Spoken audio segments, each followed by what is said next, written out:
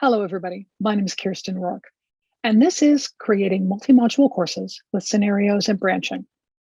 Now, this is a backup presentation that I'm doing for eLearning World 2021 in case my session that is on September 22nd is in some way interrupted and we need a copy of this course. So hopefully no one will ever see this, but on the off chance that it has happened, here's all the information you need to know about starting to think about how branching works. And if you're doing scenarios, you're often going to be dealing with branching in one way or another. So how you want to think about keeping track of that information and what you're going to be doing in designs. So let's get started. So what we're going to be talking about today. In this session, right now, I am recording this in a spare room and not having an audience. But on the 22nd, I'll actually have people in the room with me.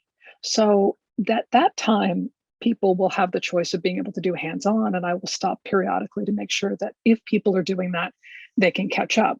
Here, what I'm going to do is do a pretty straight demo. But because this is a recording, if you want to do hands-on to follow along, you definitely should. And what you should do is just pause the recording and do the steps and then unpause it and check to make sure, that we have the same thing going on so that you can get the full value of it.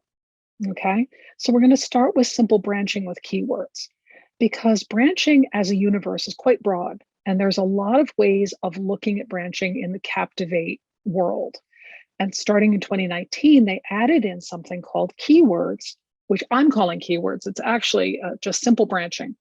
And what it means is that instead of you using the actions panel, the actions are turned on behind the scenes by the software when you use specific words, when you name things in a specific way. The reason why this is very important for everybody to know is that if you're new to Captivate, this is a great way to start out with branching.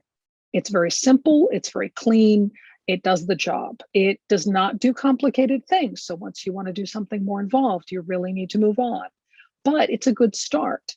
But the people who have experience also need to know about this, because one of the things that's a little odd is if you're used to Captivate and you get a file that doesn't have actions turned on and you run it and it behaves like it does, that's going to be pretty confusing for experienced people.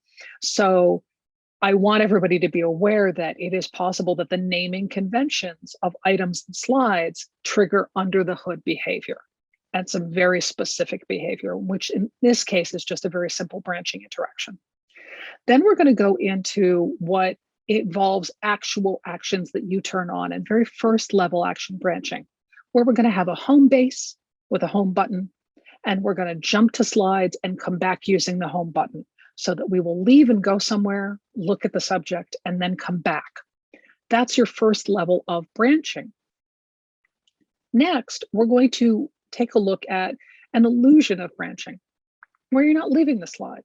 You're staying on the slide the entire time, but because you're using multi-state objects, the actions you're going to use are going to trigger the multi-state object to change. So it looks like you're showing you are showing different content. It looks like you might be going somewhere else, but instead you're changing the content you're displaying based on the button that you're using. So you're branching, but you're not leaving the slide. So it's a very different way of behaving. Then we need to talk briefly about responsive design and how responsive design really needs to be done in a very specific way, whether you're branching or not, and that branching doesn't impact it. But when you are designing, you need to think about your responsive design in a very specific way in order to have it be successful. Then we'll look at quick start projects. And in quick start projects, you have some scenarios and branching content you can work with, and we'll look at those so that you can explore and say, oh, this is what's going on here. I can use this content myself and just change the text in it and change out the graphics and save it, and I have a presentation that's ready to go. Then we're going to build something on our own. And if you are doing this course in the if you've downloaded the exercise files, you'll notice that you don't have an exercise file for this, because I'm going to just have you use a blank presentation and just do the basics, because you don't need the bells and whistles to learn how to use an advanced action or a variable. You just need a couple of slides. So we're going to open up a blank presentation and make something. And again, you can always pause the recording and try it, rewind if you want to, and go over it a few times. So we're going to get into how branching now allows you some other options. As soon as you get advanced actions in the mix, you can do more than one thing at a time. And if you use variables, it allows you to make a little note of something and come back and check it later. Then towards the end, we're going to look at community content that has some scenarios and branching in it and talk about design and talk about how you're thinking about your e-learning. And at the end, we will come back to the initial message, which is the core of all of this. You want to start with simple, especially when you're getting into branching. You do not want to design something that has a lot of different paths and a lot of different branches and a lot of different options, because everything that you do has consequences. And you need to make sure that they all make sense to your learners and that they're all something that is working appropriately. The more complicated you make your e-learning, the more you're going to be spending time doing troubleshooting. And if you are designing something that has, for example, custom navigation, you will simply build troubleshooting into your timeline. If you're used to doing e-learning, you will, because it's going to happen. If you're doing complicated branching, you're going to build time for troubleshooting into your timeline of your project because you have to. It's just how it works. So you want to start as simple as possible and then go from there. At the end of the session that's live, there'll be a Q&A session. Obviously on this recording, there can't be, but that's how the session on the 22nd will go. Let's talk about some things to think about. Is your content right for branching? What is the core message of your content? All of that starts with what you're trying to get as your goal or your learning objectives. What is the behavioral change or the knowledge change that you need your learners to experience? What do you want to be different after the training than before the training? Is it something that you need to have them analyze different approaches and try ways that are right and almost right? Or do you need it to be literally this is the rote process. This is how you use the company website. You're not going to be branching a lot in the company website and going in different places. You want to show them the fastest and easiest way to be able to get and do the things they need to do. But if it's something where it has a scenario where you're telling a story and saying, what if you did this with a patient, or what if you did this with a client? Then you can go ahead and add in branching. It really depends on what the intention of your learning is. Then, if you're designing it and you've already opened Captivate, you've really gone too far. What you need to do is do your designing outside of the software, whether it is in PowerPoint, on sticky notes, scrap paper, skywriting, doesn't matter. You really have to draw out the plan. You don't have to have detailed storyboards if you're designing for yourself, but you still need sketches, especially if you're doing branching, because you need to map out what the steps are and know all of the different pieces that you're going to have and make sure that everything is logical and makes sense and that you account for coming back. What if I went this way? What happens afterwards? You really need to map it out. As you're doing this, simple is best. Keep your e-learning as streamlined and as focused as you can be on what is the learning objective. What do you need the learner to get to? And that should be driving it.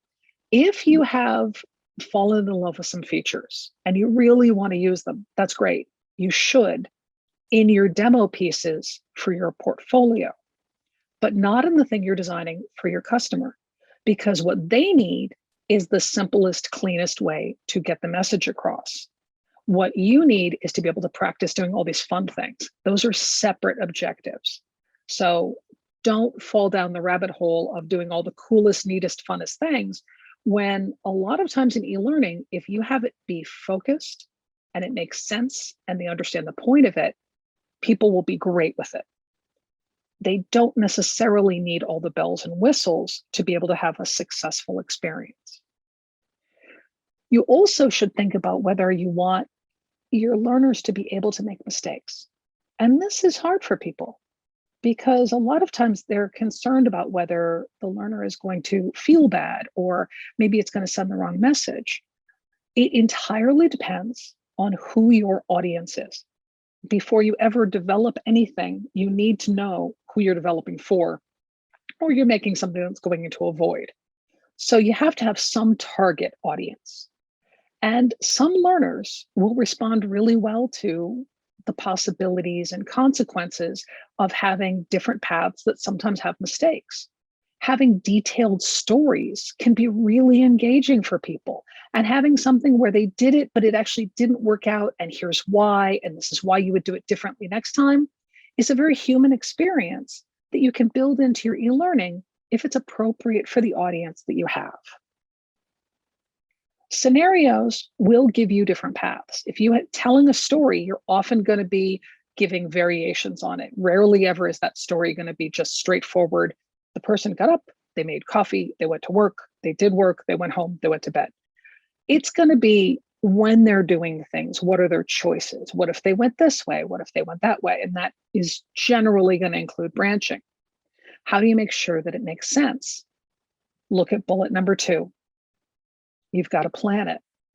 If you don't draw it out, if you don't map it out, you're going to end up getting confused and you're going to confuse your learners. Now, what if you are designing a scenario where you're showing people a situation that has risk in it? A lot of times, realistic scenarios will work, but you could also do something where you take some of the edge out and add a fantasy element. Some content is very, very dry. It's very dull. And for those of you who do compliance training, you know exactly what I'm talking about. Designing banking regulations training is a very difficult experience. And I was fortunate enough to work with some people who had a broad imagination and sense of humor. So we tried out developing a murder mystery, noir murder mystery, in order to teach banking regulations. The character died. How did he die? He was scamming credit cards. Was he actually breaking the law or not? Here's different paths. And it was an exploration. So you don't have to do straight realism. Again, it depends entirely on your audience. Now we're going to go ahead into Captivate itself and do simple branching with keywords. Regular branching uses advanced actions and variables, which we're going to do later. In this case, we're going to do easy branching, which can be a responsive or a regular e-learning file. All you need to do is trigger the behavior by naming slides or naming slide groups the correct way. Your main slide that you're going to be working from is going to be called branching. And the slide or slide group in which your quizzes are going to be in needs to be called quiz. To make the connections, the button that's driving you there and the place it's going to have to be identically named. You could call it Fred, but the other thing has to be called Fred, same spelling, same case.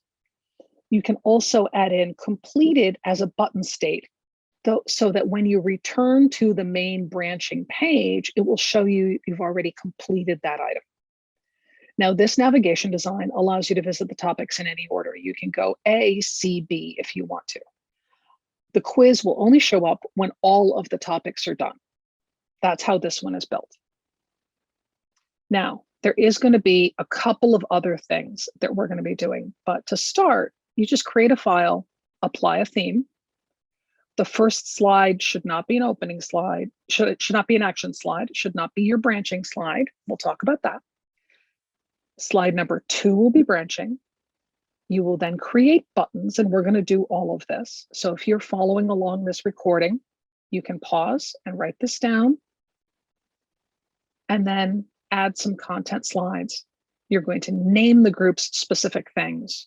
I'm calling them module 1 and 2 for this purpose. You do not have to. Create question slides, and then create a group. Again, if you're following along the presentation, you can take a screenshot of this at this point. Then we're going to test the project. All right, let's go into Captivate. So I've got a new document, blank document with a theme. And what I want to do is be able to go to some other slides. So I'm going to add a content slide called coffee and add a content slide called tea and add a content slide for a quiz about my coffee and tea.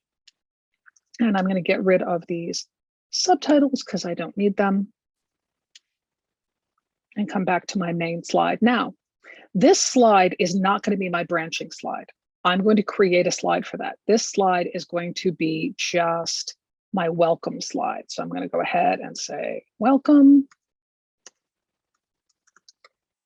And I will put this down here. Now, first most important thing in Captivate that you should know if you haven't encountered it is that when you go up to the window menu, the very top option, Align, is a toolbar that is the most useful toolbar in all of Captivate.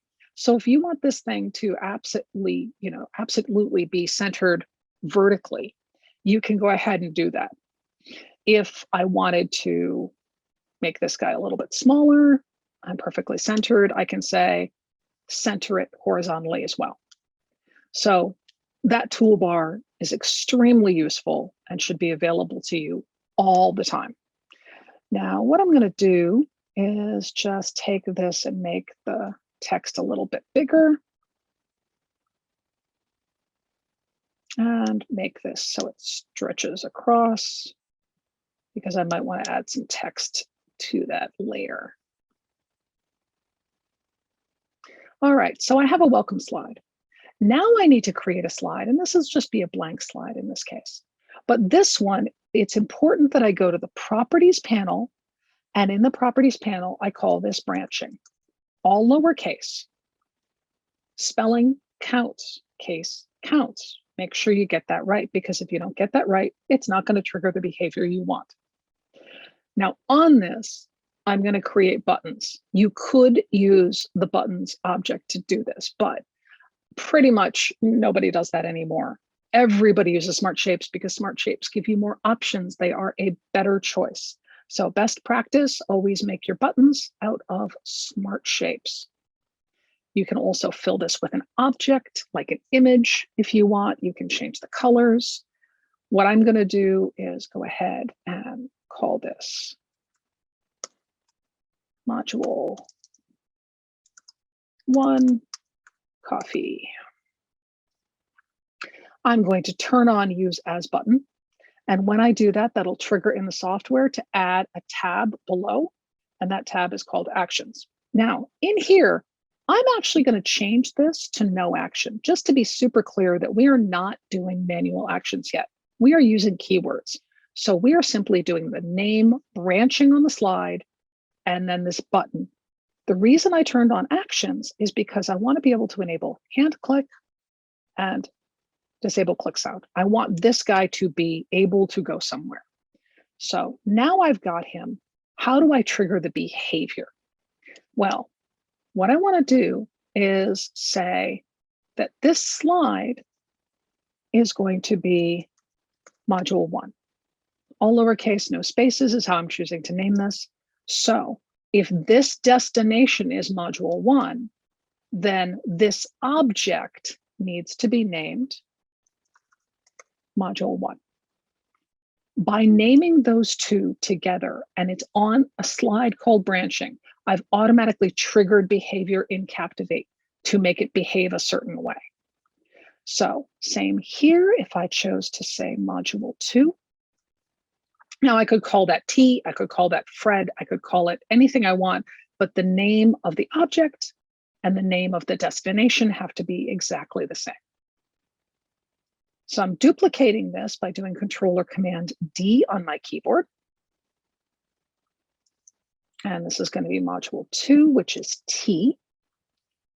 Now, this particular object, module 1, this particular object, oh, I need to make sure that one is module 2. Now I'm going to go through and create another object. I will duplicate this.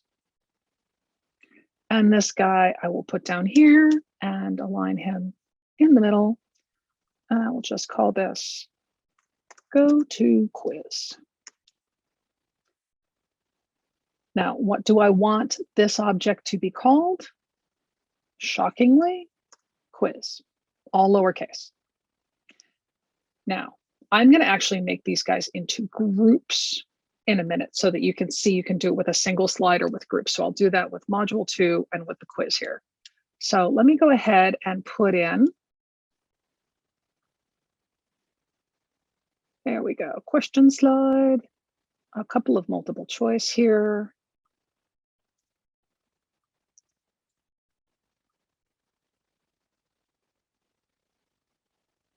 So now I have a quiz slide and I have the slides that come after it.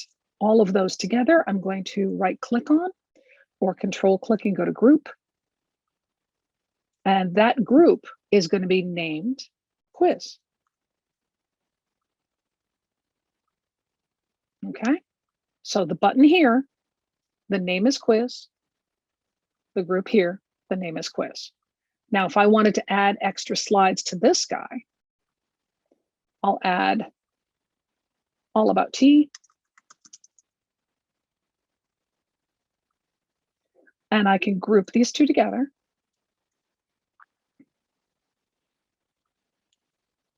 Now, what should that group be called?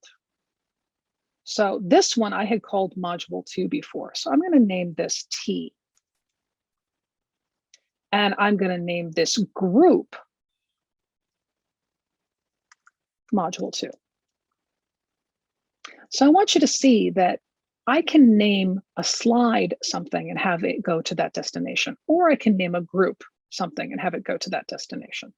And then I can also have it go to the quiz. Now, to make this work, I need the quiz to be hidden. So up on the properties panel, I'm using the eyeball and I'm turning it off so it's not visible in output. This is different from the eyeball on the timeline, which only turns off the visibility of the object to the developer. So the eyeball on the timeline is for you. The eyeball on the properties panel is for the learners. And that's the one that we care about. We're going to turn that off. So when I'm playing this presentation, it's going to stop here and you won't see this first object. When I go to module 1, it's going to go to the slide. It's going to run this slide for the length of time that it has. And let's say that I have an object showing up on my page a couple of seconds in. I'll say a second and a half in. Okay, so I have coffee with a star appearing. So I have some content that I can see on my page. It's then going to come back here. Then if I do T, T will go to this slide and then this slide, and we'll come back here. Let's go ahead and take a look how that works. I'm going to preview HTML5 in browser.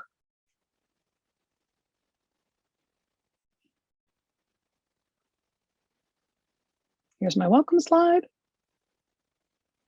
Notice it stopped. Notice there's no quiz button. I'm going to go to coffee.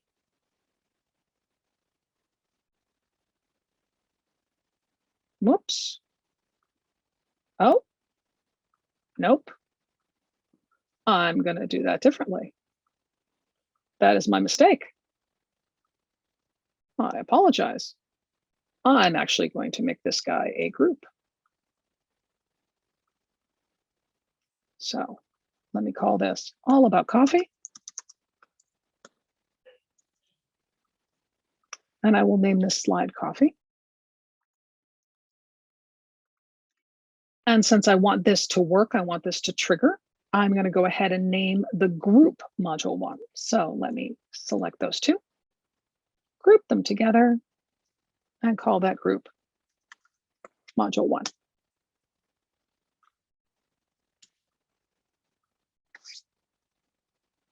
So I was punting and trying it a different way. Shouldn't have done that. The standard way is the way it needs to go, which is it goes to a group. So I've got a group of objects named. The name should be the same. Let's try it now that everything is grouped the way it's supposed to be.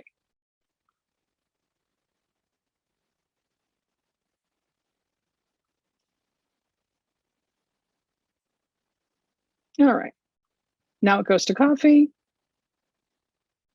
all about coffee, rolls back to the main slide, goes to tea, all about tea, rolls back to the main slide. And now you see go to quiz, and going to quiz leads to that. Now, okay, you saw the mistake I just made, in which case, just let me reiterate that. So I had this going to a single slide, and that is not it. It needs to go to a group, which I shouldn't have punted on that. So my mistake.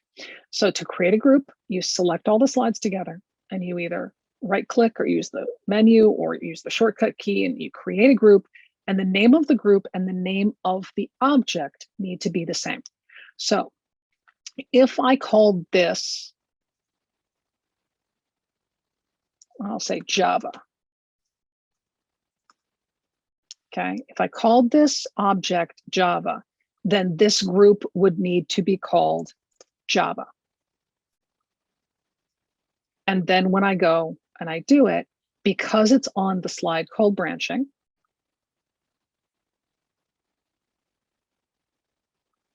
now it's going to go forward and it's going to do what it says, and it's going to come back. When it does, here's a problem. I can't tell that I visited that. So what I need to do is I need to add a state. And I'm going to select my object. I'm going to go inside the state view, and I'm going to create a new state, a custom state that is called all lowercase completed. Now, completed is where I will change the color of the object. And I'll add a little star to it, just to show that, yes, indeed, I've done it. I'll copy that guy. Now, that is built into this keyword interaction that you're allowed to do in Captivate now as of 2019. So lowercase, the word completed spelling counts. So if I go inside T and I go to the state view, I can do the same thing, create a new state that is custom. And what's it supposed to be called? Completed. Now this guy, I will give it a different color. And I'll move that guy down a little bit. In reality, I would make sure those line up absolutely perfectly, but for now, I will just get it close. And I'll leave. So now both buttons have a completed state. Now when I run it,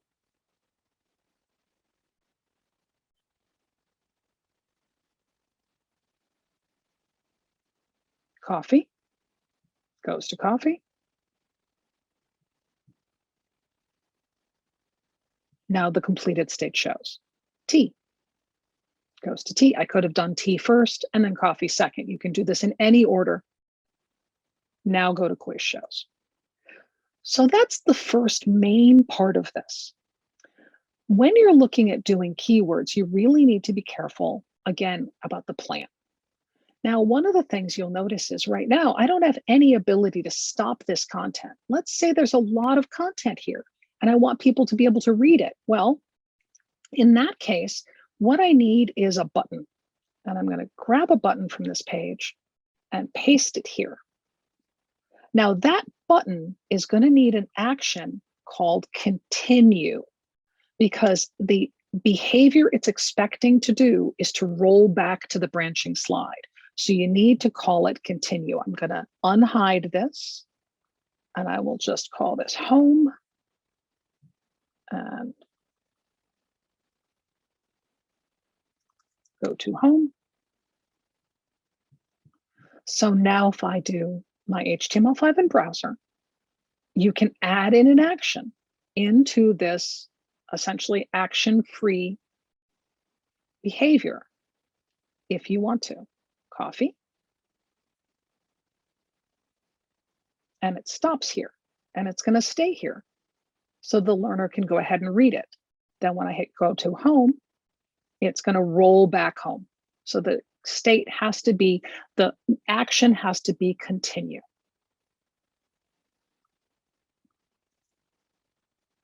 Whoops. Let's not do that. I want it to do tab.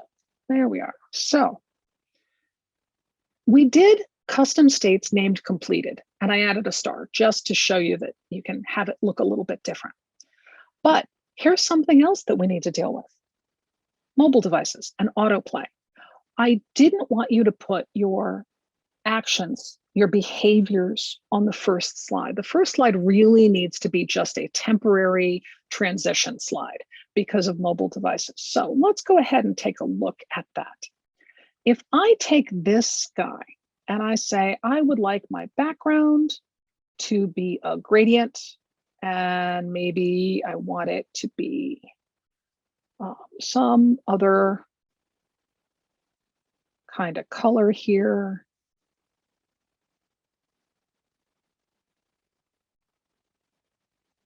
Okay, so now we've got welcome as a slide.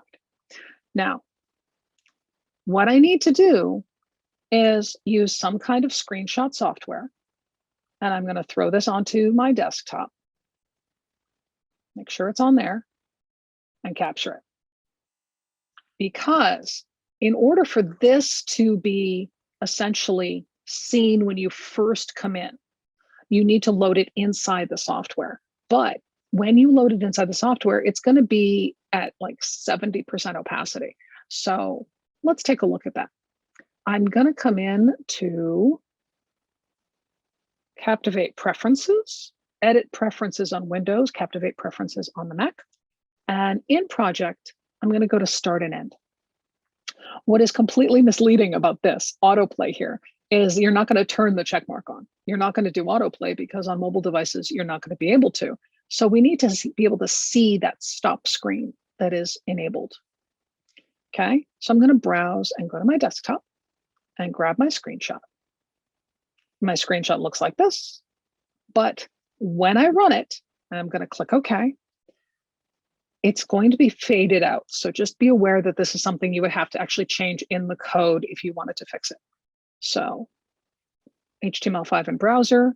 Now, when you first see your screen, you get this nice welcome. Obviously, I would move this because the play button's dead center. I would move the welcome up a little bit. And now you come in to this. So if you're going to do it, plan for that. Plan for something where the text is maybe a little bit higher and where when you go from faded to strong, it then goes fully into your presentation and looks good. Just be aware that's going to happen.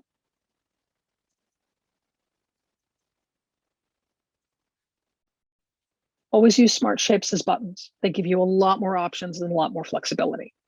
The branching slide is the one that contains interactive elements, so it has to be named branching.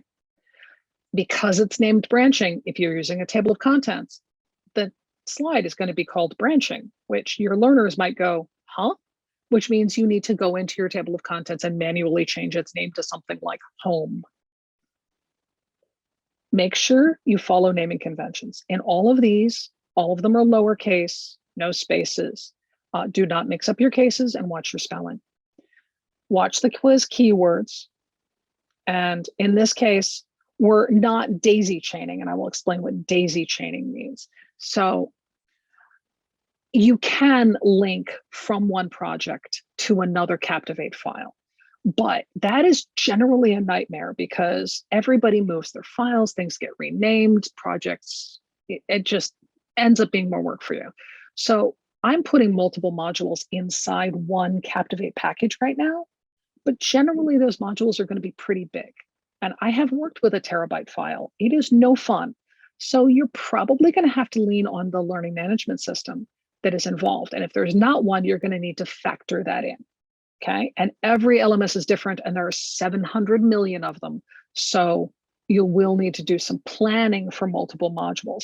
If you are keeping it all in one Captivate file, you're going to need to keep the size small, because once you get to a really huge file, it is a pain in the neck to keep up and edit and troubleshoot. So just keep it streamlined, simple as best. Make slide number 1 a few seconds of what's shown in the start and end. That's what we just did. Because of mobile autoplay, it's disabled. You need to be able to have that first slide look like something. You can do more than one set of the automatic branching named to groups behavior in a presentation. I really don't recommend it. Just stick with one. Keep it simple. If you're going to do more things, you really need to just start using actual actions instead of the automatic action behavior that Captivate will give you by naming your slides. If you put a button at the end of your lesson, it needs to be continue instead of go to next slide. So just make sure you use that action if you're going to put something in there. Now we're going to go ahead and talk about our first level of action branching. And then we're going to do the illusion of branching multi-state objects. All right, let's go ahead and kill this guy. Create a new blank presentation.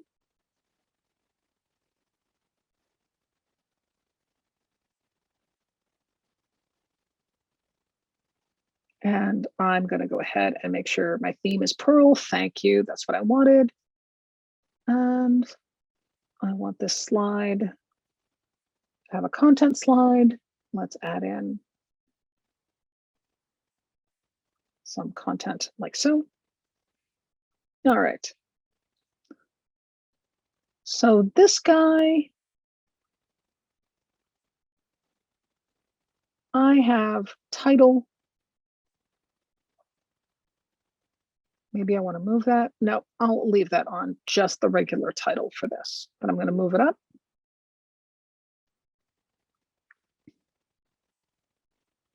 And what I want to do is go ahead and make a change to the font. Make it solid black. Whoops, let's try that one more time.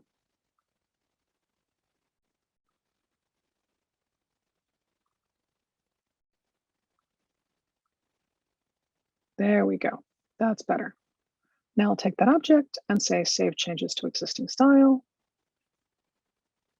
So now if I load in that, my text will be black next time. All right, so now that I've got this guy, what I want to do is go ahead and call this action. I want to have this be my home base and go off to a slide and come back. In order to do that, I'm going to go ahead and create a button. And let's call this all about actions. In order to make this guy a button, I'm going to turn on the use as button checkbox. I'm going to go down in actions and turn on hand cursor and disable the click sound because the click sound is too loud. It's just this giant sound. So turn that off. If you're more experienced, you can go into the published package and go and dig into the mouse sounds and swap out the mouse sound. But otherwise, just go ahead and disable it. Now this, I will give a name. Go to actions. But because we're actually using real actions in this case, we don't need to follow the keywords we followed before. So I'm going to give you a naming convention for this button. And what I want to do is call it BTN underscore actions.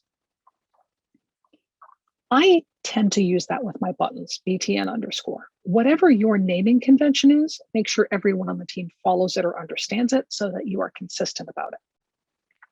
Now I'm going to go ahead and to the actions panel, say, what do I want to do? I want to jump to a slide. Now I can add in other slides in here. How do I target this guy specifically? It is looking at the number, but it'll update if I move it. And if I name this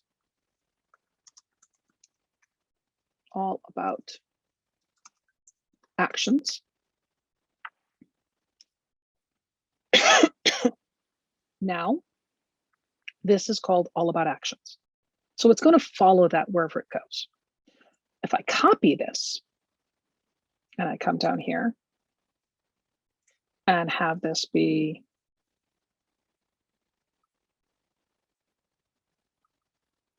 let's just say home.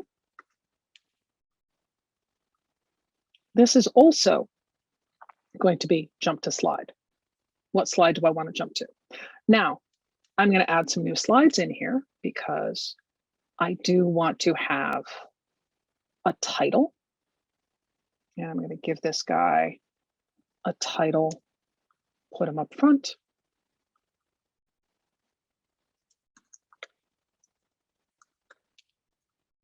Then this slide, I can give, I'll change him to content number 5. Learn more, ... So here's a menu I can have. If I want to go to a different slide, this one, I'll give it content 4 as a name, and let's call this actions page more content. And I'll name this slide more.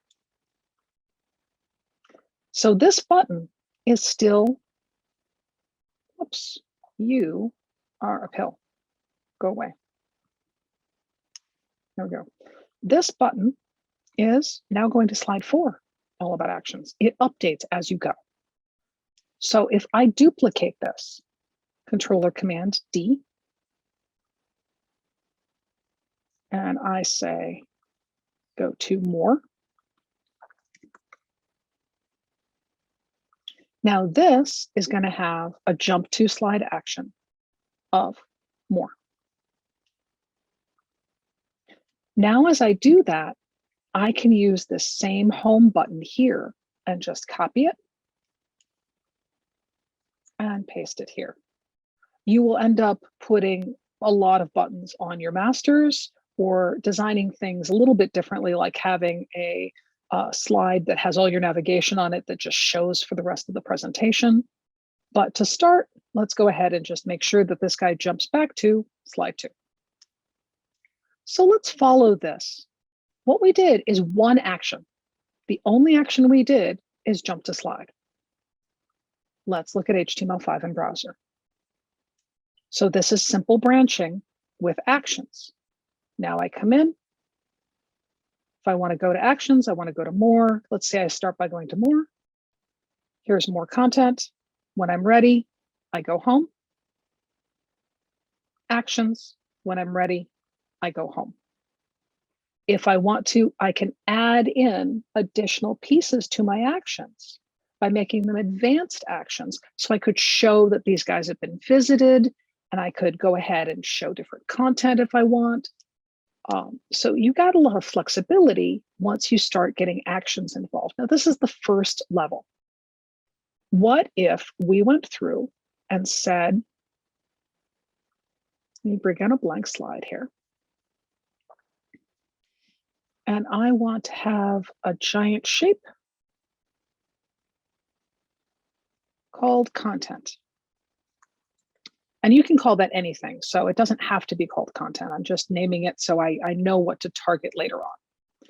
Then I'm going to create a button.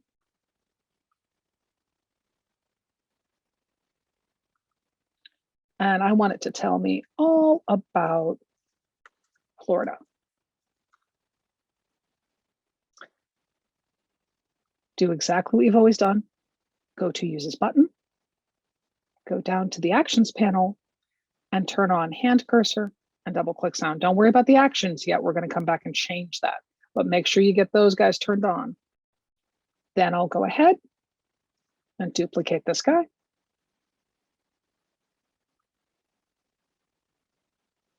And this will be all about,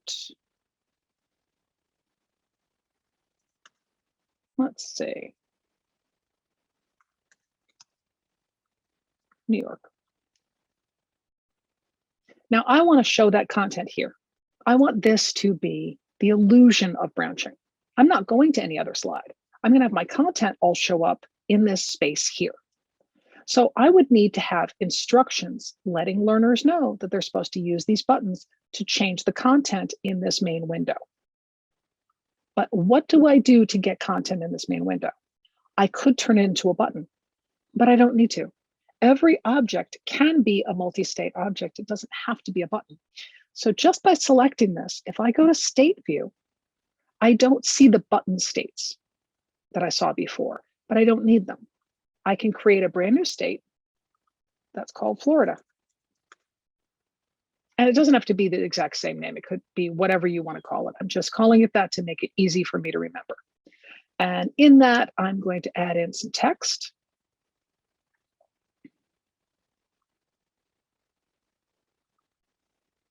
And let's make that text darker about Florida. Then I'm going to create a new state. And this will be New York. And I'm going to do the exact same thing here. Add in a text caption.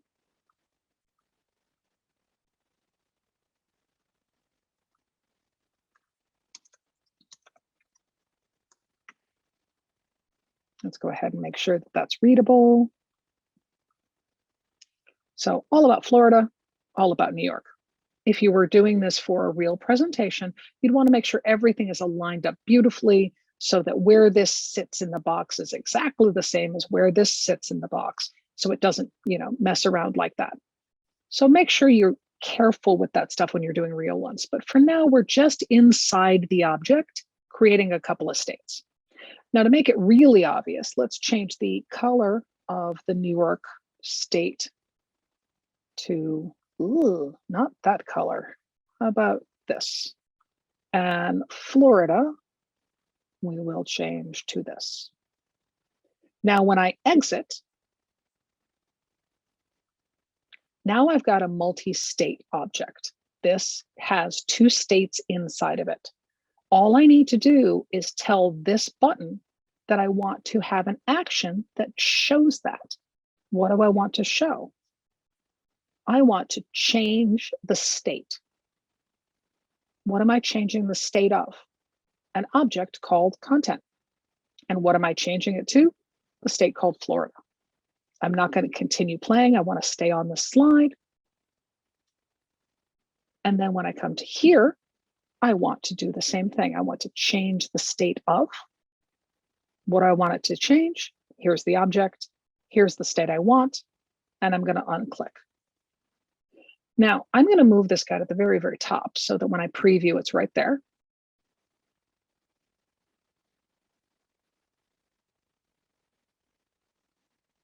And I can do this in any order. Here's my Florida content. There's my New York content. There's my Florida content. There's my New York content. It's the illusion of branching. It's not leaving the slide. You're not really branching.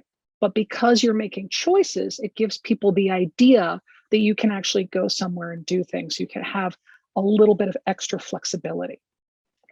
If you're doing actual branching, you will be doing actions like this instead of show state. It'll be go to slide, or really, let me just open up the actions panel here. You've got a lot of things you can do. You can show things, you can hide things, you can open and close the table of contents by showing and hiding it. You can go ahead and execute JavaScript. You can do advanced actions. There's a lot of things you can do. Just jump to a different website. If you want to have a link to the company's, homepage, you can build that into your training. All of those are available to you.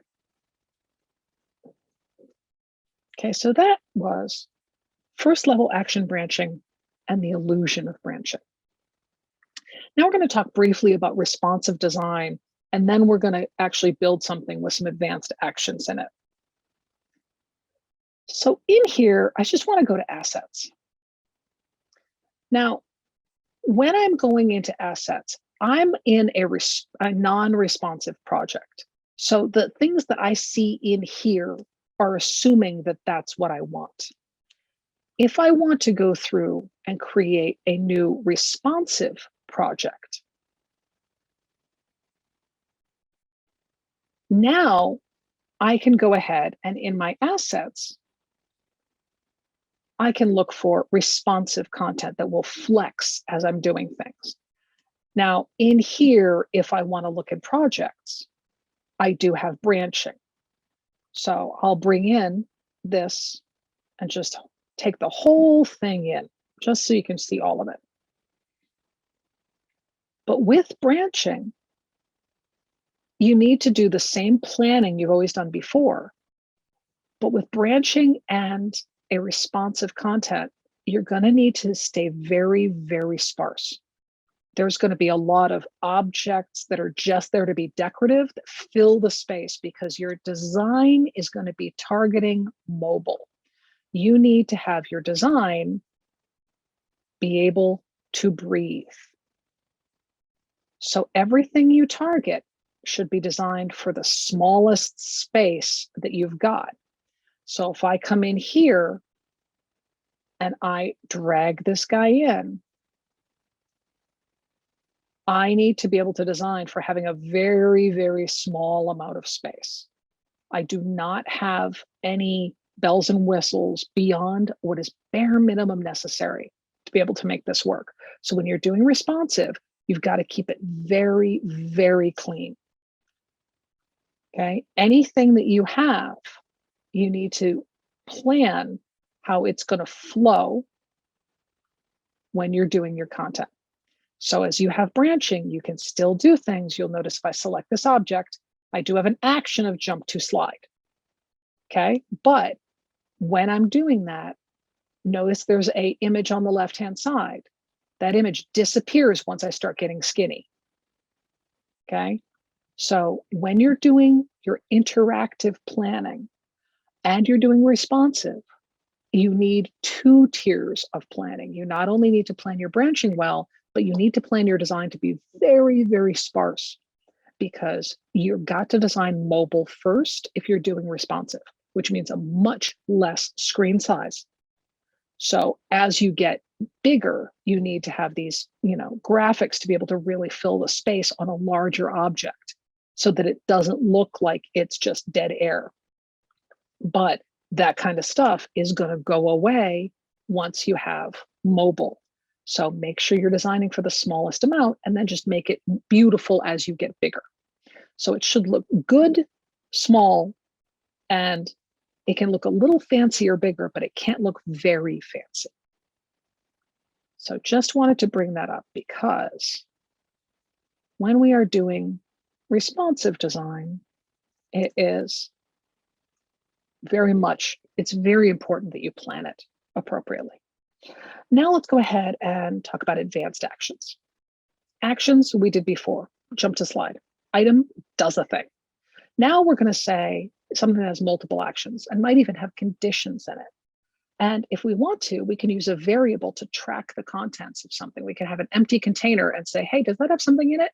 Yes or no? Oh, it does. Well, then do this. Oh, it doesn't? Then never mind. So we can use variables to be able to help our conditions work. Now, when you're doing advanced actions, you're going to end up in a box that was going to have one or two states. On the left-hand side is the regular version of it. On the right-hand side is the condition tab checked. So on the right-hand side is if something happens, if this is true, then do this. On the left-hand side, it's just going to be a series of do this, do this, do this, do this. The order that you put them in matters. So you need to think of it like a sentence. First, do this, then do that. Because if you put something first and it takes you off of the slide, the things after it aren't going to happen because you've already left. We're also going to talk about variables. Now, variables are just Tupperware. They're just containers, empty containers to hold things for you. You have two different types of variables. You have system variables with lots of different options here for being able to keep track of things. So if you wanted to show people where they are in the presentation, you can have it do that dynamically. But if you also want to gather information just in a customized way, which we're going to do, you can create a user variable. So let's go ahead back to this presentation. I'm going to delete this guy. And let's flesh this out a little bit more. What we've got is we've got these guys jumping to the slides more. This one's actually jumping to that, so I'll move that down. Actions is jumping to here, more is jumping to there. If I want to make it do something else, I need to do an advanced action. So let's say that I want to have a button for when they're done with all of their lessons. Get this guy out of here. That this one will just be the exit button.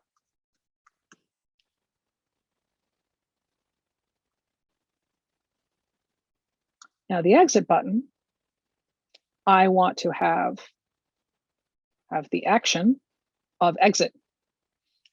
And then I'll give him some kind of color. There we go. And I'm going to hide him. Now first, let me give him a name. BTN, exit. Let me make sure he's named that, and then I will hide him. So he's not going to be visible. I want to make sure they do all of these things before they move forward. So what we're going to do is take the behavior you got by using keywords, and we're going to create that same behavior by writing actions ourselves, because you're more often going to be doing complicated things and saying, I want to show a certain object, or I want to play a sound, or I want to have it do a thing. And that's going to need an advanced action. So let's change this. Instead of the action of jump to slide, I'm going to say execute advanced actions.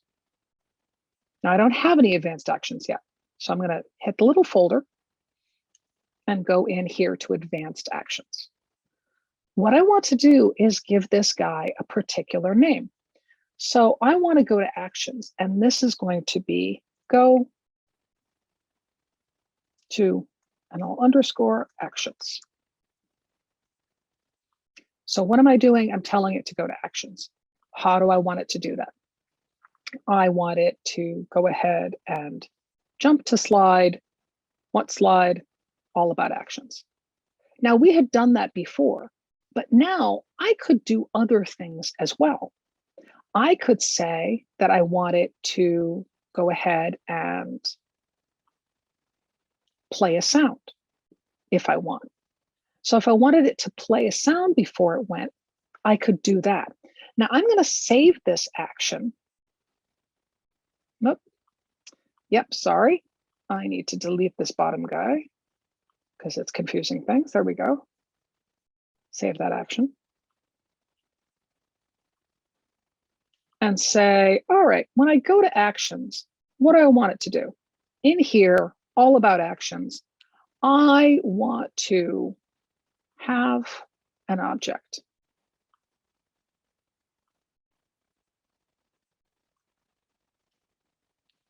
Now, let's say that this guy is normally yellow, but let me go ahead and give him a state. I will call this state orange. And I will change his color to orange. So right now, if I use this go to actions button, it will jump from here to here, and it will show this page, and it will show this object. But what I want to do is actually give it two actions. So I'm going to go back inside, and I'm going to add a change state of. I'm changing the state of my smart shape to orange. But I want that to happen before I jump to slide, because I want this to happen and then that to happen. It's going to happen very, very quickly. So I'm going to update action.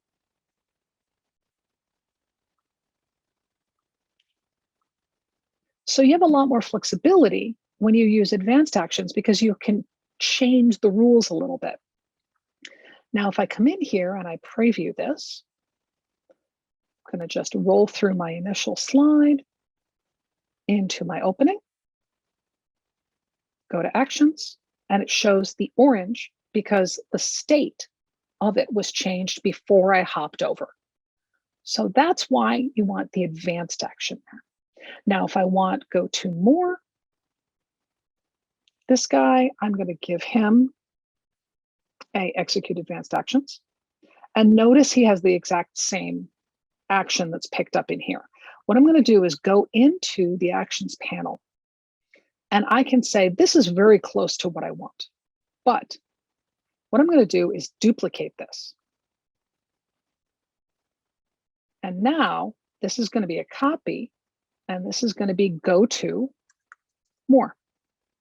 What am I going to do? I'm going to jump to slide. Which slide? More. Now I can keep this so that it is still changing the state of things on slide 3. I don't have to target what's on slide 4 if I don't want to. I could do something entirely different. So I'm going to leave that in there right now. I'm going to update my action. So now it doesn't matter which button I choose. The object here is going to change. But one of them is going to take me to this slide. One of them is going to take me to that slide. So you can trigger other things if you want. Now, what I'd really like to do is I will give this guy his own star. And let's go ahead and give that one a state and call it blue.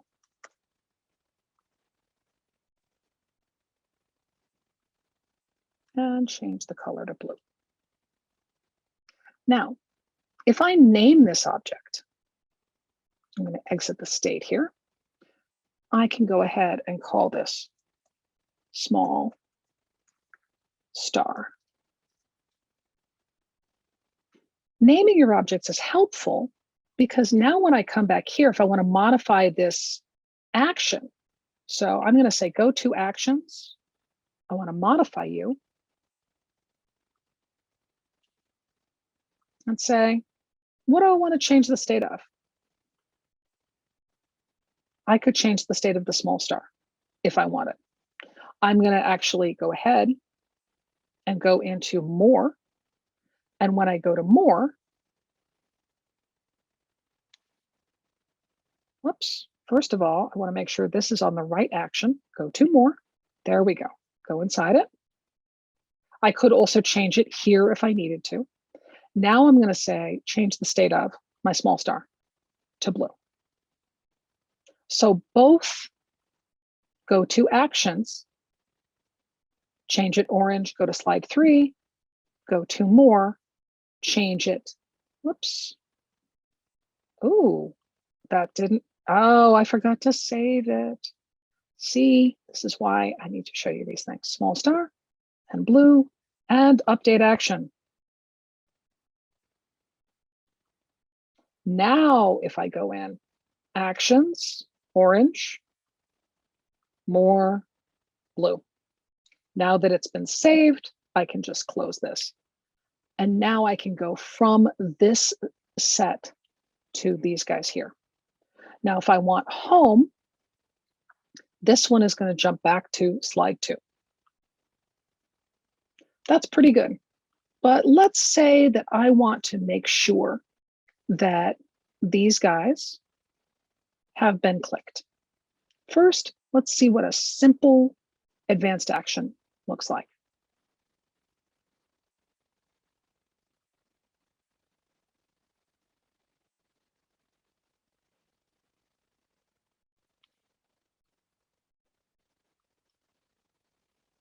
Okay. Now I want to say, oh, but I want this exit button. I want to do a little bit more. So I need to be able to add in something else. I need to be able to add in like this little box that I hold that I can put on a shelf and say, oh, if I put anything in that box, then let me know if there's a penny in the box, I can move forward and do something. If there's nothing in it, I'm not going to do anything. So what variables are just empty containers that you can use to be able to track things. Like I don't have a way for this button to say, when I go back to slide 2, tell me if this button is pressed. Has anybody used this button already? But what I can do is say, wait a minute, I want you to track if there's something in this empty container. So for that, I need a variable. And there we go. So in variables, I'm going to create a brand new variable that is going to be v underscore, because I want to start with variables. I want to put them all together. So I'm going to start it with lowercase v, put in an underscore because no spaces. And then I want to say actions done. And just if I want to make it super easy to read, I'll put another underscore there. Now, oops, that should be the name. Actions done. There we go. And what value do I want? The default is 0, but I'm going to put in a 0 just so you can really see that I want nothing in that box to start. I'll save that guy. Add a new v underscore more is done. What is it by default? Nothing. It's an empty container. Now, I've got this guy. He's ready to go. I'm going to close them. Now that I've got an empty container I can use, what I can do is assign something to these buttons. And I can track whether or not things have been used. So let's go and add information to a variable to these main buttons, and then add tracking to the secondary buttons. So in Go to Actions, I'm going to modify this guy. And I'm going to go ahead and say, I want to assign. What do I want to assign? My variable. And this one is actions done. I want that variable to have a penny in the box. I'm going to put in a 1. I'm just putting in a number because right now it has nothing in it. So I'm toggling from 0 to 1. So 0, it's empty. 1, there's something in it. So now I've assigned that with a variable, assign the variable with a value of 1. I'm going to update that action. So as soon as somebody uses this button, now the variable has something in the box. Now there's something to track. I'm going to go ahead to more, assign, variable. And I want to literally put inside there just a 1, just a number. You can put in whatever you want. And I'm going to move that guy up to the top because I want that to be the first thing done. I will update that action. So now both of these buttons, this one go to actions, this one go to more. They both are going to put a penny in the box. They're both going to assign the variable that they have with a value of 1. So right now, the variable has a value of 0. So now there's something for me to check. If I come here, I can take this button and change this to an advanced action. And I don't need either of these guys. So I'm going to go ahead and hit this advanced actions button and then hit the plus sign for new. This is a brand new action. And this is going to be go home. And actually show exit.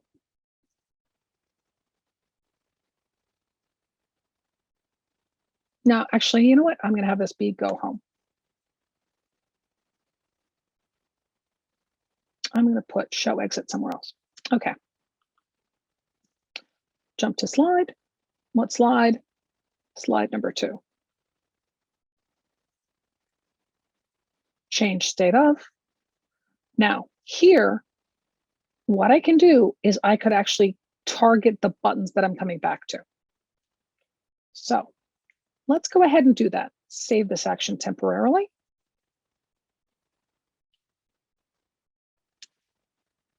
And give these guys in the state view an action. Now, I'm going to go ahead and create a brand new custom state. And in this case, I'm going to call it done. So I have done this. I've used the button. The button is complete. And might as well just use a star again to show that this guy is all finished.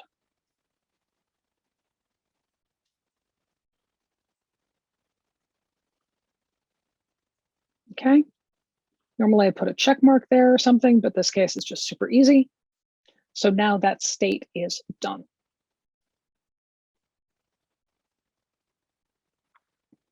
I'll go into more, go into state view, custom state, state is done.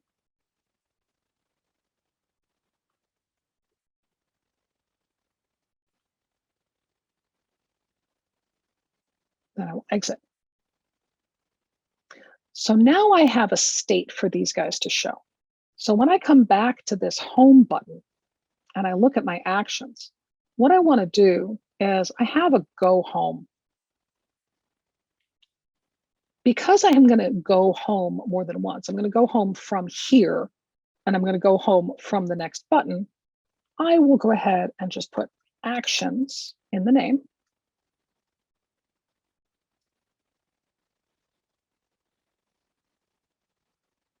And notice that it changed the name of the action for me. And I will say, change the state of. What do I want? I want the button called actions to show me the done state. And I want that to be first. So before I go home, change the state of the button to done. Okay. And then jump over.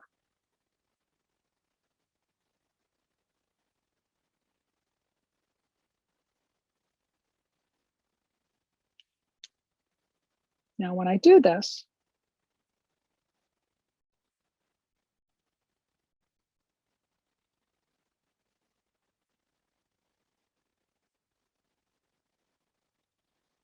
actions, home, it changed the state to done for me. So you have that ability to have multiple things going on. But you also have that ability not just on buttons, but on slides. So what I want to do is show this slide. Remember, this guy is hidden. So what I want to do is on this slide, do a check every time you come into the slide. And for this, I'm going to create an advanced action on the slide itself. And this is going to be a brand new action.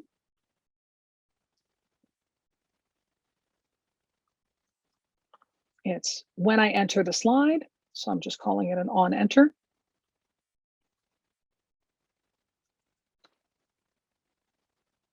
Show, exit. Now this is going to be conditional. I want to test if the variable, which variable? The container called actions done. If that container has something in it, and I'm going to say is greater than or equal to a literal value of 1. Okay, so if this box has a penny in the box, then do a thing. But I want not only to show which one, I want to show the exit button, but I need it to be 2 things here because I want it to be conditional. Both of these have to be visited in order to show the exit button. So variable v more. I also want more to be done. I want it to be greater than or equal to a literal value of 1. So if there's a penny in this box and there's a penny in this box, then show me the exit button. Now, if I save that as an action, how do I apply that? I apply that right here on the slide itself by choosing on enter, show the exit button. So it's a test. So when I come in and I preview this in my browser,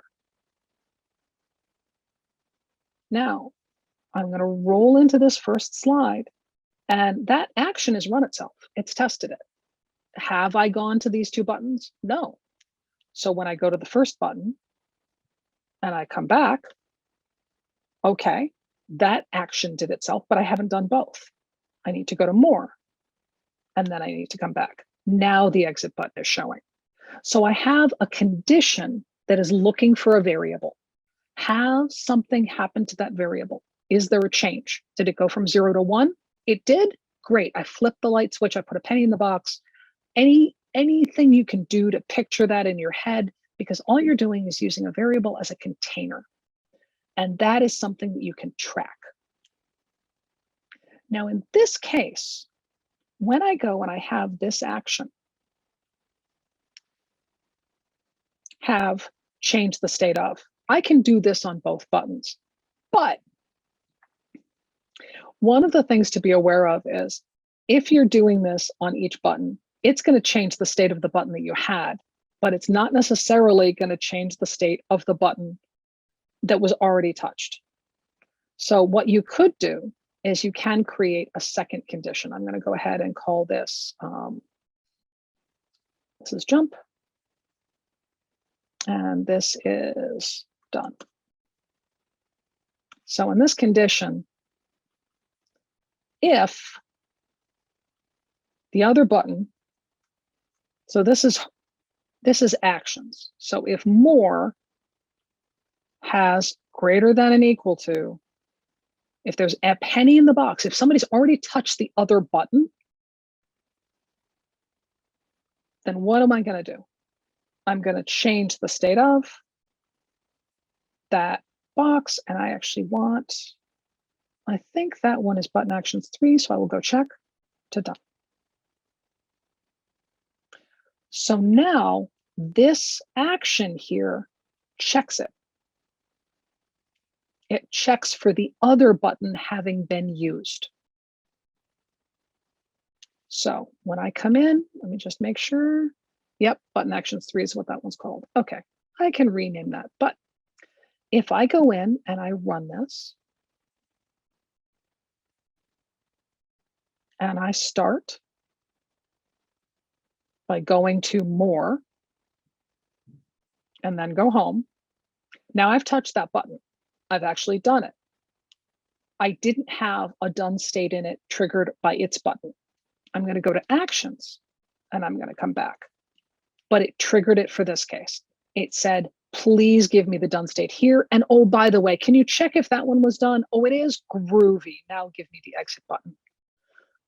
So what I'm doing is I'm trying to show you the exact sort of same scenario you got earlier from the keywords, but that you can vary them and you can play with them. So you can ask a lot more of your Captivate by trying different things, as long as you're using your actions. And if you're watching this recording, I encourage you to ignore the dogs barking in the background, to just pause it, rewind it, try stuff out. I made a mistake a little while ago. Go ahead and just note that so that you don't make that mistake yourself. And then play around with it and see what you can get. Because once you start using variables as a container and you say, hey, is there something in the container? There is. Oh, then they did the thing. They touched the button. They did the action that I'm tracking. That gives you more flexibility. Now, let's go ahead and take a look at some content. And I'm going to go back into Captivate, because what I want to do is first, before I pull up community content, I want to show you in here that you have scenarios. So if I want to go through and take a look at different scenarios, here there's a well-being. So this is an individual slide, but I could actually click that link and say, oh, well-being. Huh, okay. Let me go to all projects. Let me search for well-being, and I can bring in that entire brand new project. Now, this is automatically going to have some branching in it. It's going to have scenarios in it. So as I look at it and I see how it's built, I can come in and see, oh, I've got different topics it's going to show me. I've got comparisons. Okay. Here's a contact summary, certificates, all sorts of goofy things in here, all sorts of fun things. There's a drag and drop. So you can change the imagery and have all of this for yourself. But let's say you want to do a scenario. Use this space to set up the scene for the scenario and the setup with instructions for what to do next. How would you respond? So in here, you could write, you're going to meet a new customer. That customer wants X, or you're going to work with a patient. That patient is asking you why. And here, you can begin what the questions are. What is it that you want to do? Do you want to go the first path or do you want to go the second path? And you'll notice that this, if I select this button, is automatically doing an advanced action. Now, that advanced action is changing the state of a bunch of things. I'm saying this is correct. This is correct. So you've done it right. I'm showing some feedback here. What am I hiding? I'm hiding a couple of things. And then I'm going ahead and showing the continue button. So here you have your advanced actions being able to trigger the different states depending on which branch you're going to. You can also have a conversation rater. So if you have a conversation, you've got different options here that shows correct, incorrect, incorrect. So all of these are showing changing states. You do have the ability to go through and set up another scene. I'm making a challenge comment to prompt you to practice what you just learned. How would you respond? Rate the response using the stars below. So you have other things that you can do. I'm making a challenge comment. I'm responding. Here's my option. So what you want to do is play with these and kind of run them, go run them a few times, try them out, see what conversations you want to have. If you find that, that this really isn't hitting what you need, you just go back into assets.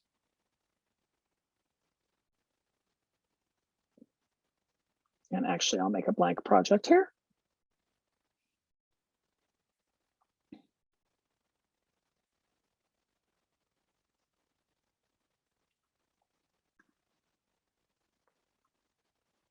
And look at the other scenarios.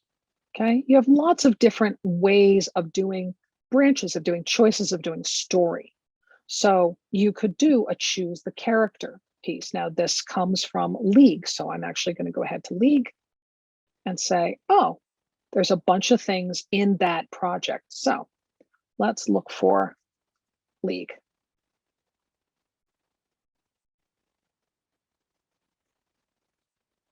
In here, because this is set up for you, you can change the text, you can change the graphics, and save this and have this be your own e-learning.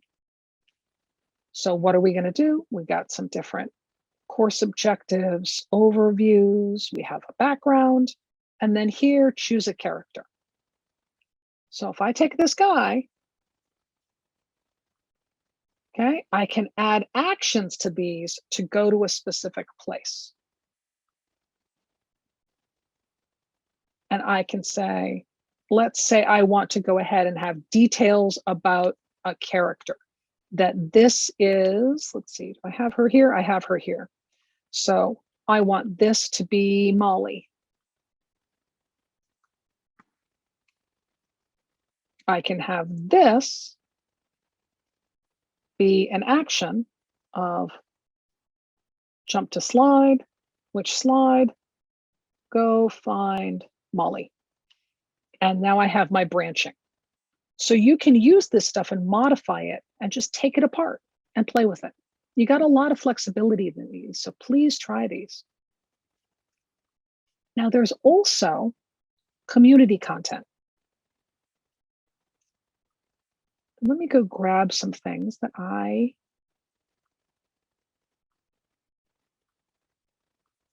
suggested.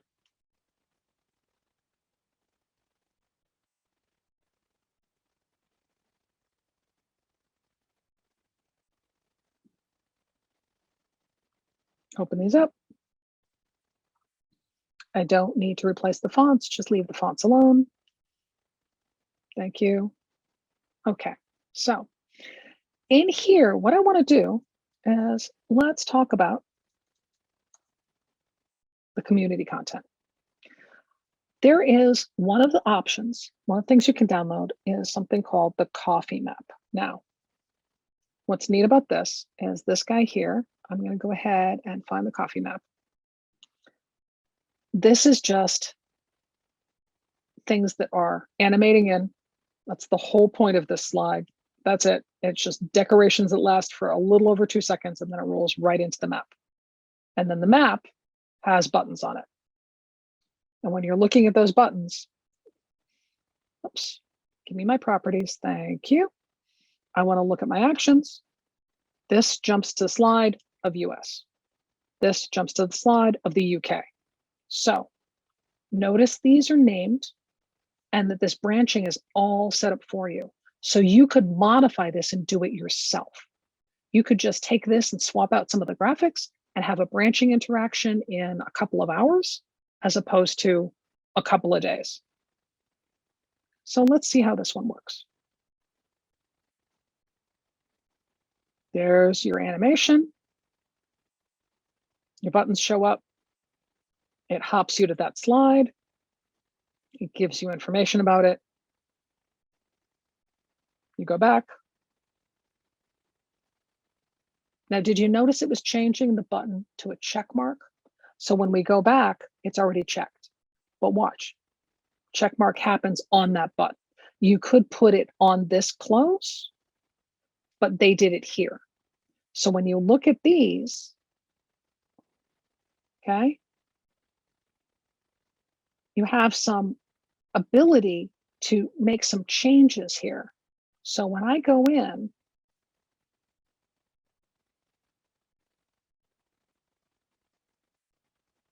I've got some, here, let me play this guy. See the text slides in and then this shows. So all of these guys have a lot built into them.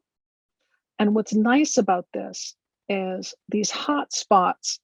If you're using hotspots, you can go ahead and have a state that is the visited state. So once you've checked it, it's already showing that. So you can have that stuff that's built in. You can do the stuff yourself. You really have a lot of flexibility in this. You also have one of these guys, a mindfulness map. Where is mindfulness? Okay, so all this is this is sort of an illusion because all you have is a little animation of something sliding up into place. And even though you have multiple slides here, it looks like you're all on one slide. So it's sort of the reverse of branching.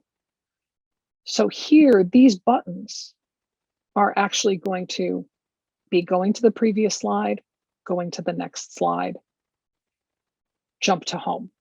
That's all they are. So if I play this,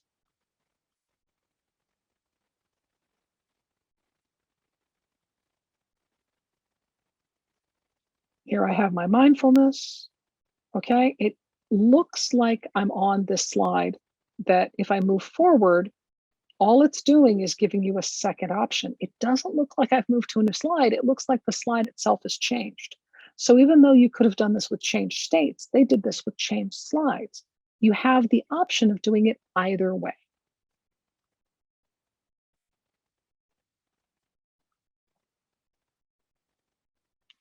So this kind of storytelling, it's not strictly branching, but it's giving the illusion of this story. It's giving the illusion of, as you move forward, it's filling the object. So you want to think in terms about how you're presenting your content.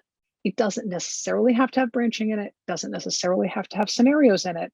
Is it going to get the point across to your learners?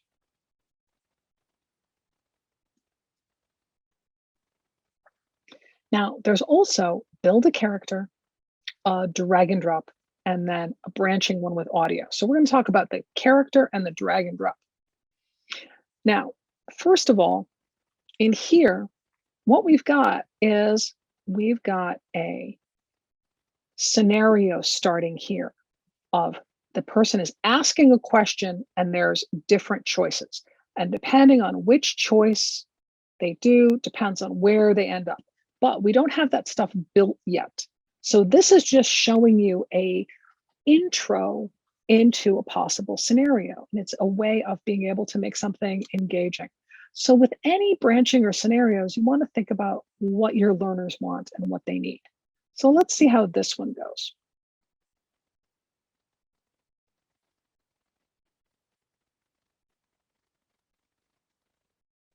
We've got music, we've got some nice graphics,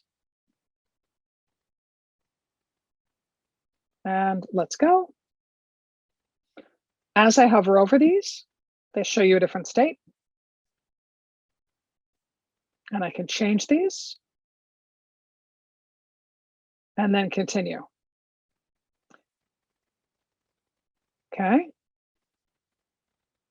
So this now gives me a place.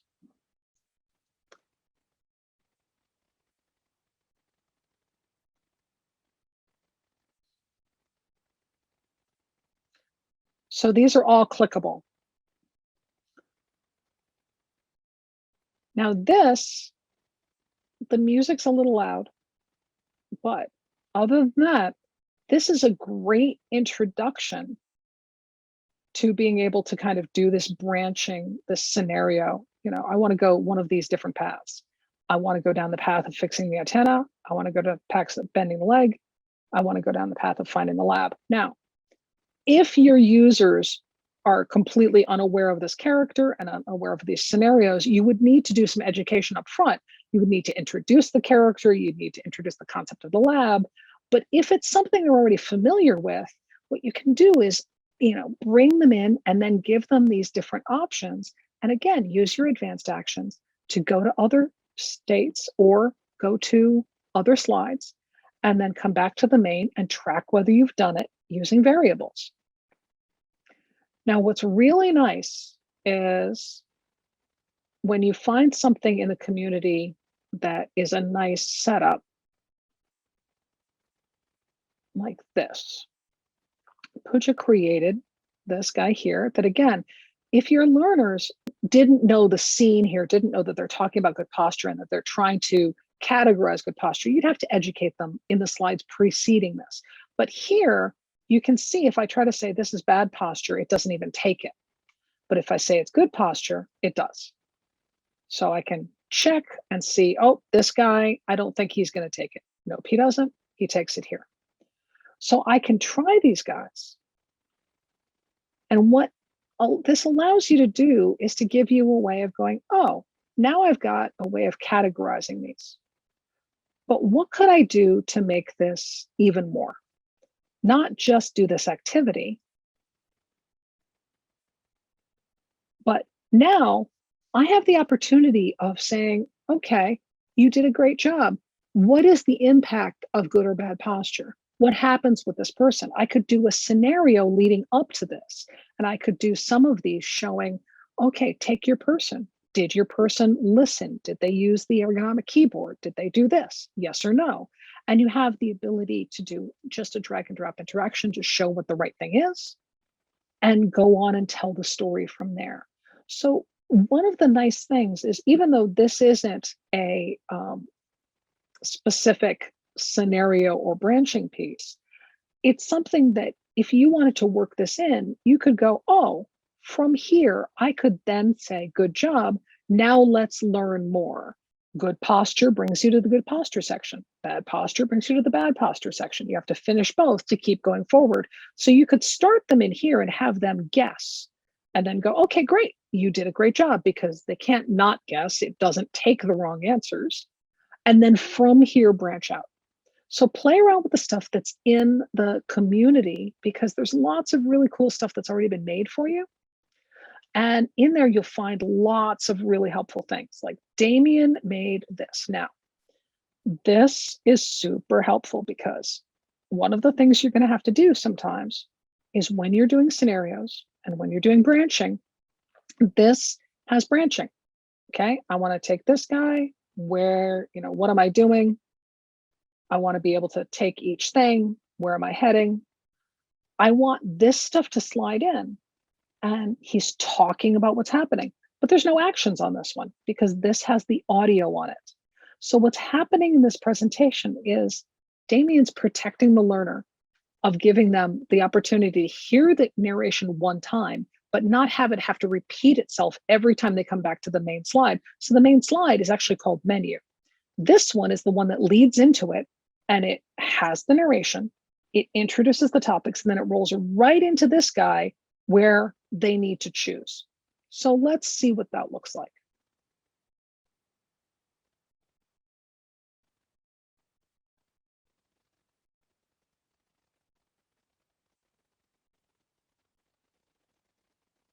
Oop, no, nah, there we go. Start Brussels.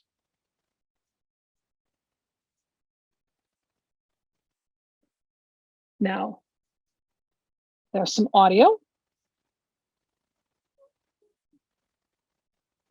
And the girl is saying she doesn't like the travel guide. She's asking some questions. Okay.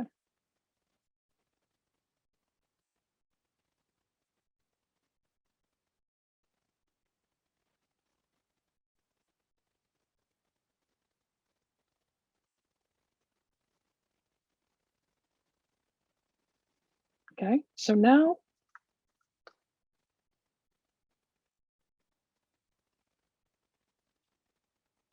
it picks up that variable. All of the audio comes in. And it is moved to a new slide, even though it's not necessarily, it just rolls right into the next one. And now I can go forward and it hops and comes back. So from here, this guy, I'm doing the action of hopping to airport transfer. Once I go to airport transfer, I go back, and back brings me right back to the last slide visited, which is one of the actions that you can choose. So this branching is a nice sophisticated branching piece that shows you how you can handle when you have an introductory audio, that you can duplicate it and just have the audio piece come in and then roll them right into the working slide. And this is the one that they go out and come back from. So you have a lot of flexibility in this content, and there's a lot of stuff in the community. So when you're looking at these kind of things, tell yourself you want to play with them, take them apart, take the time to kind of really gut them and figure out how they were built, and just give yourself a chance to see other ways of doing stuff, because there's a lot of free content out there that you can just rename and repurpose, but it helps if you learn how to adapt it. Because where you can end up is someplace really, really fun, but that involves troubleshooting. And this is the end thing I want to tell you, is it's very important that you start simple, because this is a really nice custom navigation bar that my friend Anita Horsley built. And it's wonderful. Jumps to a page with a web object on it. It shows an overlay. This plays an external gallery that's another Captivate file. This opens up a PDF.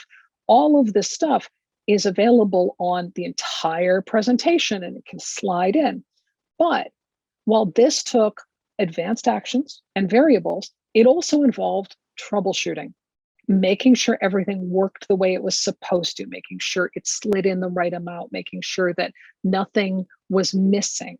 So when you want to get into this stuff, you really want to play with it and beat it up, because when you start making your own custom content, it's going to require you really to go much, much further in Captivate.